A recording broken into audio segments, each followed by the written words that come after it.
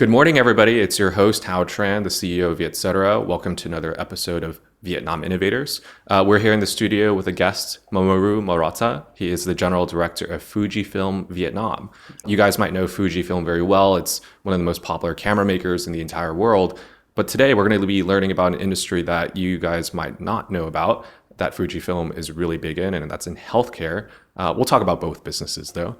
But that's enough for me. Let's hear from our guest here today. Okay. Welcome to the show in the studio. Thank you very much, Hao. Thank you for having me today. And today, as you said, hope I can provide some gap, the positive gap, that people know Fujifilm as a digital camera company, but actually we are doing more than that. Yes. So today I would like to show how we created some innovation to expand our business here in Vietnam. Awesome.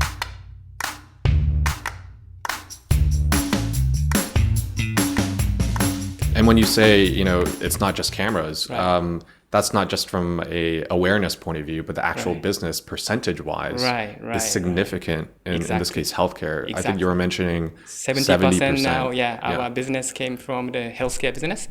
But the good thing is, Fujifilm, well-known company. We did some brand survey before. Then more than 90% of people, the Vietnamese people, know about Fujifilm. Amazing. But they know us as a camera company, 90% of people. So our challenge is now how we can increase the awareness and reliability for healthcare business. Okay. Well, before we deep dive into the healthcare business and Fujifilm as a company, let's talk about you for a little bit. Okay. Mamoru, I understand, obviously you're Japanese. Right. You're from Japan, but you've lived in Thailand and you're here in Vietnam now for the second time. Right. So let's take a step back and just hear about your background at Fujifilm first. Thank you. So actually I joined Fujifilm in 2005, just after I graduated university. So my journey in Fujifilm is now nearly 18 years. Okay. So only Fujifilm. Yeah. But I have never feel this is boring career because I had a challenge every 3 to 5 years. Like I joined Fujifilm as a factory side at the beginning. Then I moved to headquarters. Then I did some sales and marketing for Korea, Taiwanese market as a B2B business. Okay. Then after that, I moved to digital camera business, which is B2C, totally different. New product come every 3 to 6 months. The speed is much faster. So I learned how to do the B2C business. Then after that, I got a new assignment to come to Vietnam as a first time in 2013. But my assignment was the medical business. So I didn't have the experience for the medical business. I didn't know much about Vietnam. And also I need to take care of the people, human. So new business, new country, then organization, human management issue. So it was really challenging, but I overcome. Then I moved to Thailand. Then Thailand, Fujifilm was much bigger than Vietnam. Then at that time I had my dream. I want to come back to Vietnam as a general director. So I could learn many things from Fujifilm Thailand, how to think as a managing director, how should we decide. I look at the managing director, how should I think and decide. Then that experience make me a rich experience. Then last year, January, I came back to Vietnam. But again, that the COVID-19 comes. So always I have a new challenge, difficulty, 3 to 5 years. So I feel like I joined 2-3 company, not only Fujifilm. Yeah. A big adjustment. I mean, being a leader of an office, it's not just, thinking about sales, but it's also thinking about team building. Right. I want to hear about your dream too. You mentioned, you worked here in Vietnam already. You went to Thailand. You're back in Vietnam. Right. Bigger role, of course. But what was that dream? Was it partially the role, but partially Vietnam? Maybe you can just share a little bit about that. Actually both. The basic thing is I really like Vietnam. I think many foreigners like this country because of the people, food, culture. But the biggest thing is I could feel very positive energy from this country. And I spent more than 5 years here. But every morning on the way to go to office, I could feel the positive energy from this country. The momentum. So today is better than yesterday. Tomorrow should be better than today. So that make me really exciting business. Okay. Then as a general director, I can decide and challenge bigger things. So my target dream was come back to here to challenge the general director. And paint us a picture of a day in the life of a JD at a company like Fujifilm. I mean, you're here in Ho Chi Minh City, you go to Hanoi a lot. Right. How do you work with your teams? What does that look like? So now we have 60 people in Ho Chi Minh, then 40 people in Hanoi. Then as I share, our business is not only camera, but also healthcare business. Even we have the printing business, industrial business. So customized nationwide, everywhere in Vietnam. So I quite often travel. Once a month go to Hanoi, sometimes Da Nang, sometimes Can Tho. So that is also another exciting, meet with people. I understand more culture, different culture in Vietnam. So the different way of doing business. Okay. And you've been at Fujifilm, you said 18 years. Right. And every 3 to 5 years, there's some new sort of challenge. Right. Let's talk about the company culture of Fujifilm a little bit. Okay. You know, I've had guests on the show that have had similar lengths of career, 18, 20 years. More than. Like I had the CEO of Nestle on the show recently, and he was at Nestle for 25 years from a management trainee. Wow. And, in this day and age, you have to wonder, because young people, Gen Z and millennials, they leave a job after 6 months, after 1 year. You might be facing similar challenges at Fujifilm. Right. Maybe you can share about, especially for the young people that might be listening today, what keeps you at a company for so long, and what has Fujifilm done to do that? So that's a really good question. And in order to answer to your question, I want to share some history of Fujifilm, because Fujifilm, we have the very core slogan, which is value from innovation. So we are the company who are focusing how to create a value from the innovation. So let me share some past 20 years history of Fujifilm. Fujifilm, originally, we were the photographic company. Photographic film before digital camera, when the customer buy the camera, they need to put the film inside, shoot, cannot see the picture, but need to bring that film to the printing house. Then finally, you can see the picture. That was our core business. And year 2000, we gained the #1 market share of the photographic film. In the whole world? Whole world. That was our dream, then we achieved. But right after that, the crisis came to the market, which is digitalization. As you are aware that the digital camera come, then the photographic total demand globally declined 20 to 30% every year. Then at the year 2010, the photographic film total demand was just 10% of year 2000. Wow. Then year 2000, in Fujifilm, our profit, 60% of profit came from photographic film. So I think it's not easy to imagine that how we could survive, but actually we are surviving still now. Because that we try to creating many innovation, starting from our core technology of the imaging business and photographic film. These are very unique technology we are having. So expand that technology to new business like healthcare, printing, industrial, document, which is Fuji Xerox former. Now the name changed to Fujifilm Business Innovation. So we expanded, diversified the business. Then now our revenue is much, much bigger than the period of 2000. Okay. So that is our history. So that such kind of how to create the innovation always remind me how I can make better world, better company today than before. So that motivates me to continue 18 years. That's why I have never had a boring new challenges. Always a new challenge, and overcoming that. I mean, I would be, as a general director myself, I think if you see the history of the company, 10% of the revenue of your main business compared to just 10 years before. That's pretty crazy. Crazy. Right. Exactly. Well, let's hear about your role at Fujifilm a little bit. You were assigned to Thailand. You came back to Vietnam. Yep. What was that transition like for you, taking on those new responsibilities? Okay. Yeah. So actually, my case is I had a career dream, as I shared. I want to be the general director. So during the Thailand, I really ran the big capacity of the company, how the company manage the people, and I always beside the managing director of the Thai Fujifilm Thailand. Then at that time, COVID also came to the Thailand. So I also learned how to manage. Then after I came back to Vietnam last year, actually the very strict lockdown happened in July onward. So at that time, my experience in Thailand really effectively advised me how to manage the company. Then one example that after we should have some lockdown, then the digital camera business, as you can imagine, the people cannot go out from the house, cannot move, camera shop need to close. But our now digital camera is not affordable price actually, more than 10,000, 2,000 US dollar. People cannot buy from e-commerce. Then we discussed how should we think about the post-COVID. Then the answer from us is we should prepare to create the best place in Vietnam to provide the experience from our product. So we are selling not just a high-end product, but actually we are supplying the experience to the customers, photography, excitement, passion. But in Vietnam, there is some limited place, can touch and try all kind of our product and can see the quality of photo. So we decided to open the showroom in Ho Chi Minh during the lockdown. I think most of the people think about e-commerce, digital marketing, but we were a little bit opposite side.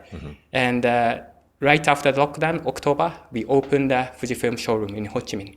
Then the people can touch and try all kind of product. This is only place in Vietnam, can see the photo quality.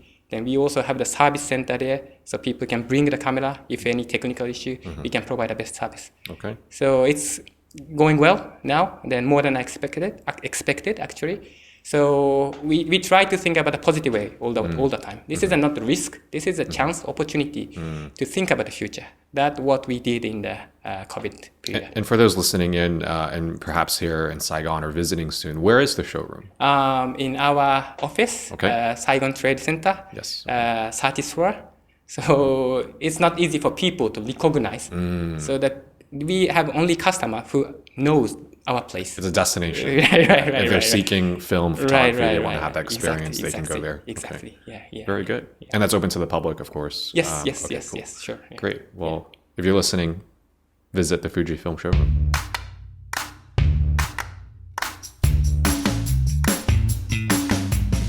Mamoru, we talked about innovation already, especially from a resiliency and adapting to market conditions and taking the expertise that you guys have had in the retail and consumer business, and over the years adapting it, in this case, to healthcare, which is what we want to talk about today.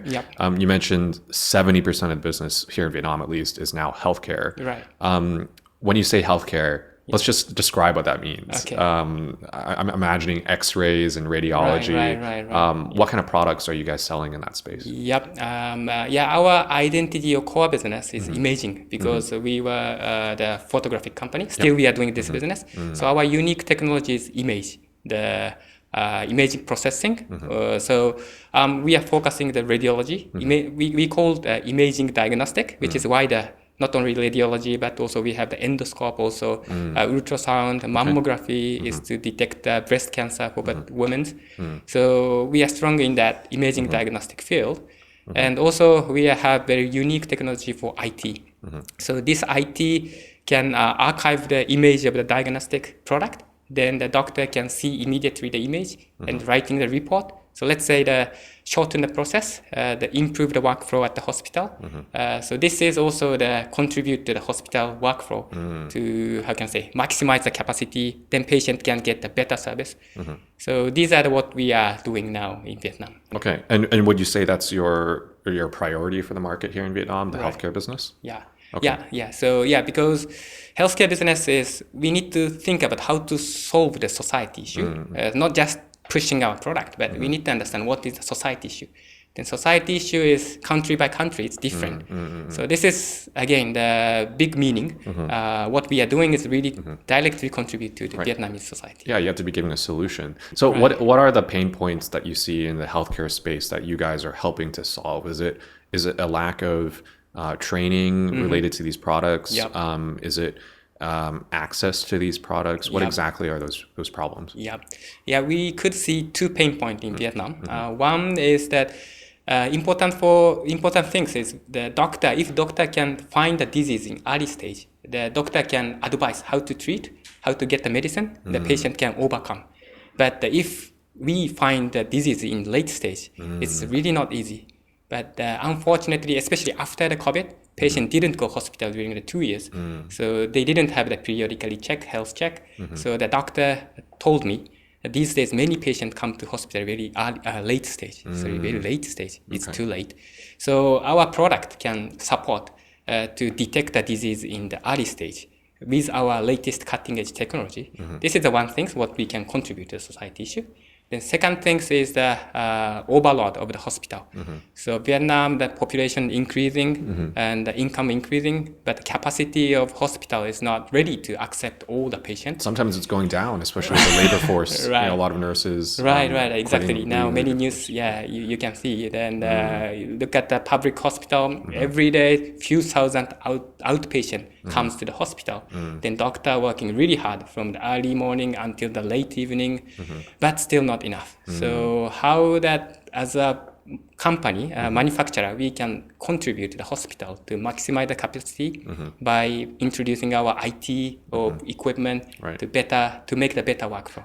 So it sounds like a lot of what you guys are doing is preventative treatment too, not just or preventative healthcare, not just diagnosis. Treatment. Not the treatment. We do the diagnosis or preventive.